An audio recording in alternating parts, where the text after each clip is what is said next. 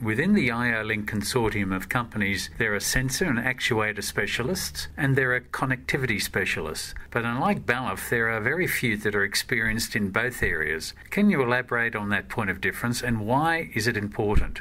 Here in our Engineering and Application Centre in Melbourne, we have the facility to demonstrate all of the IO Link devices in our applications lab, where we can invite customers in and they can hone their skills on the IO Link devices, and also we can aid with any integration issues.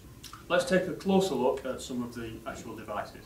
Here in this demonstration we have various IO Link enabled IO devices, and we have some standard devices all connected back to an IO Link network via Profinet to a Siemens S7-1200 PLC.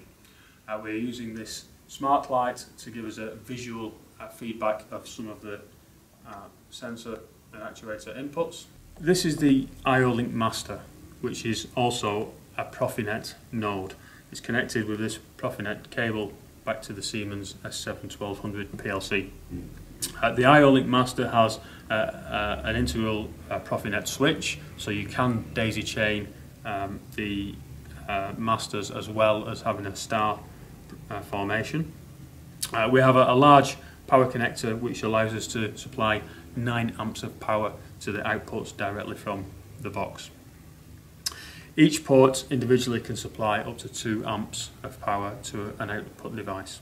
We have a visual display to show the status of the address and the configuration on the network, and in addition the IO Link master has an inbuilt web server to allow remote access to all the parameterization data and access to the data from all the IO Link connected devices from a standard PC using any web browser. Here we have a slot sensor which allows us to accurately monitor edge position maybe of a web. The IO Link device also has diagnostics to let us know if the lens is becoming dirty. This allows us to apply a blast of compressed air to clean the lens automatically without any intervention from the operator.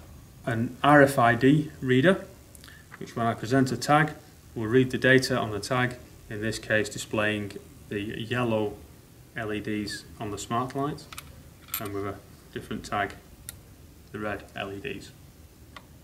This is connected back to the IO Link master with a simple 3-core cable. And this is a standard, in this case an SMC valve manifold, but it could be any other manufacturer.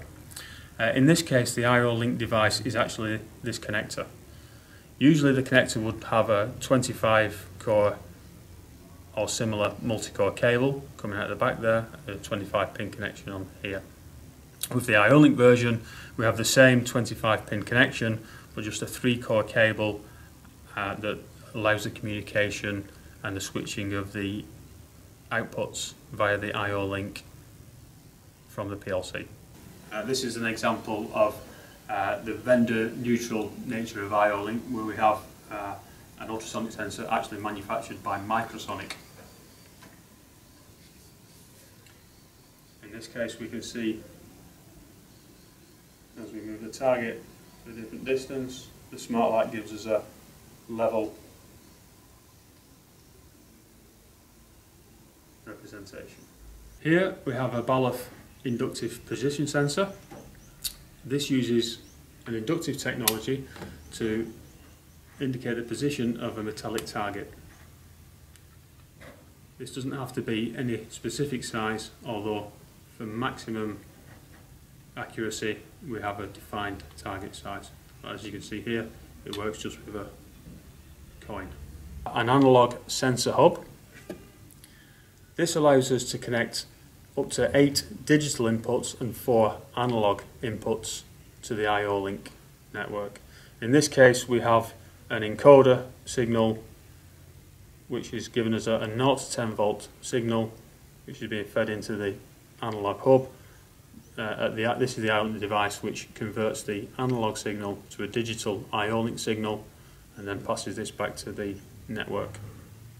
A configurable input-output module. In this case it's a robust metal module, and each individual port can be configured as an input or an output, and each port is dual channel. So we have up to 16 inputs or outputs, or a mixture, on each sensor hub. You can see here that it's connected to standard I/O, so as we switch any of the sensors, the capacitive sensor for instance, or the photoelectric sensor, or the inductive sensor, we can see the output switching.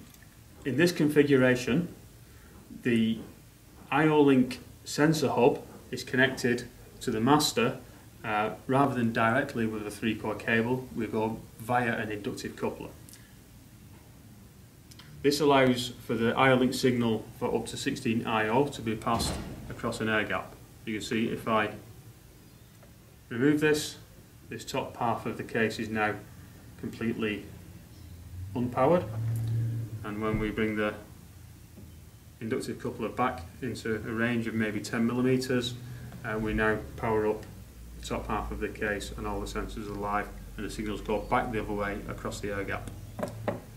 This allows for applications where we have rotating machinery, and in the past we would maybe use slip rings, or we would have to be careful with how the cables are coiled together, or also any applications where you need to replace a plug socket arrangement because you may be getting pins damaged on a plug or a socket, and it allows quick disconnect of the system. One of the advantages of IO Link in this system is that the IO Link device is, because it's point-to-point connection to the master, so when I disconnect this and reconnect it, the system is up and running again in a matter of a fraction of a second.